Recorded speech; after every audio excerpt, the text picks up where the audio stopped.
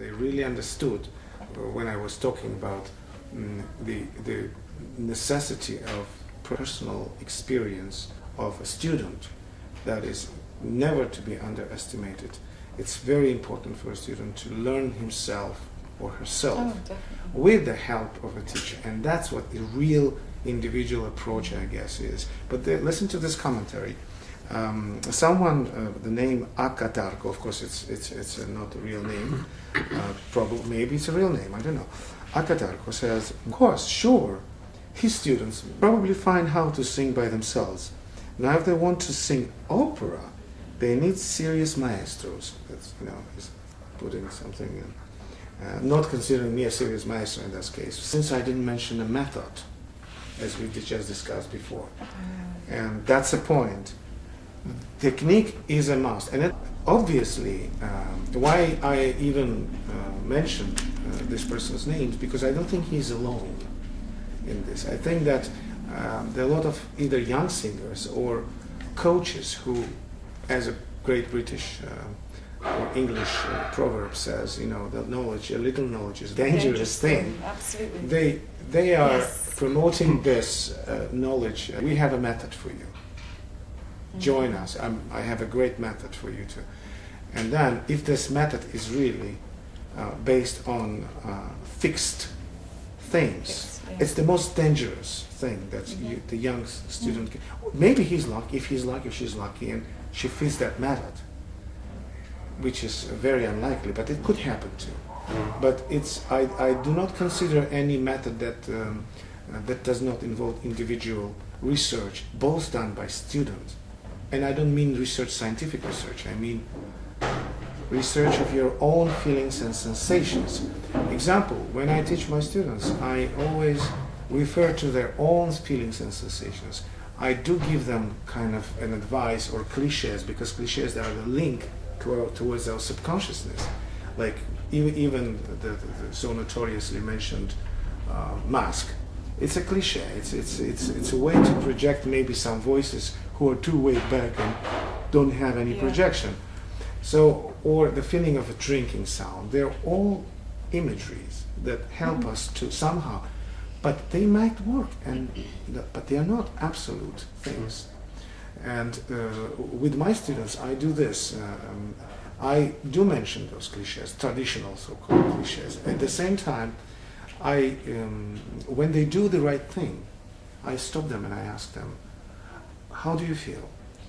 And a long time ago, I had this answer sometimes, we do not feel the way you told us to feel.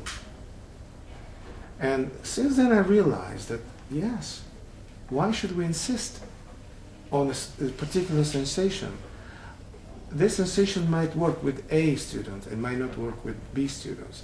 So why don't we just let them do an experiment and under our control, and then when they do it right, we say that is right. Now remember these feelings and these sensations, and those are, no matter, even if they feel some weird things and they create their own imagery, it doesn't matter.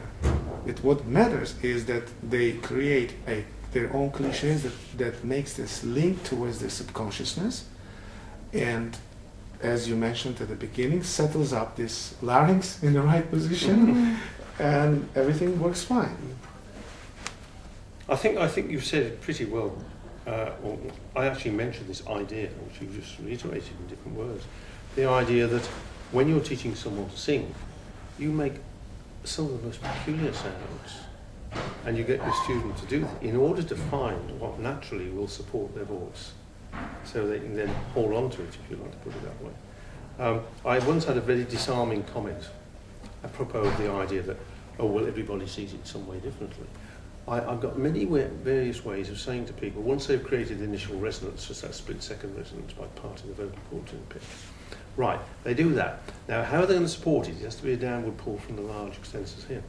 And I usually say, well, it's like an inward yawn, or perhaps even you're going to be sick, you pull down. And you talk about drinking, same thing. Yes. Pulling down, supporting, therefore, giving the strength to support a resonance that's been previously created right in the middle of the larynx.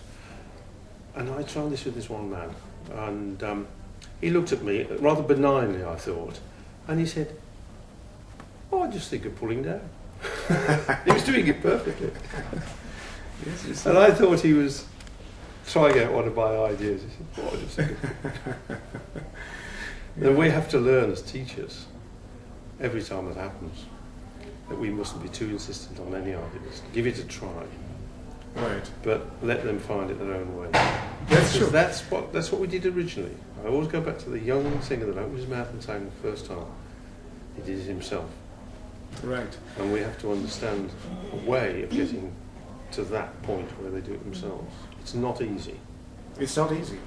I have to mention the name of the person and the singer that I really admire, Jerome Hines, the American bass. Yeah. And You compiled that book we were talking Yes. about, was interviewing all these different singers Different about singers. technique. Yes. But he said, I don't know if you saw at the beginning, it's quite funny. It said, beware reading this as a singer. Mhm. Reading this Good, book can seriously that is damage it. your vocal health. That's Because it good. says it's so diverse. Yes. What everybody says is just... You know, This is the Yes. problem. So I have students who are so certain that they have to get a technique. They read this, they listen to that, they do that, and they want me to instill on them a technique. I say, sorry, I can't do it. I'm going to lead you to find your real voice. I want you to understand it and go from there. Because I think it's terribly dangerous.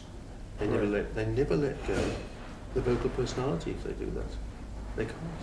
Because Absolutely, technique is only a start. you can't You then impose pour technique. out your feelings, and your natural larynx, whatever that might be, is freed up to give its maximum performance by the support. But it's what you put into that support. Right. That's singing. Otherwise, Yeah. probably might as well be oboes or flutes. I agree. The way I mentioned Jerome Hines, because I'd like to, for the future singers and future teachers, because he was also teaching, and to really be as open-minded as Jerome Hines was. And I really admire his open-mindedness and his political incorrectness, if you like, when he wrote his own book about Four Voices of the Man. And he's, I didn't know before, but he had a degree in engineering. So he was, quite an intelligent person and scientific. And he comes to the point of different sensations and different approaches. And that basically triggers. It's a very complicated book to read, honestly. You have to really... And I don't know if it's a really great help for the young singer. Probably not. But what it makes the point of so many different points of view that are right in its own way, and that also opens up our mind as a singers, that we should find our own way to do it. Exactly. And in my Yes. personal experience, I had very good teachers I was, blessed. But up to this moment, I realized that no teacher in the world knows 100% what you need. Which is why one should try and go from one's instincts as far as possible and try and search out the people that can help you. And to go to one teacher is very good, and they might give you a lot. But a singer should never be too loyal to a teacher. You go beyond a certain point, and it may be that beyond that point you need to find some other direction from someone else.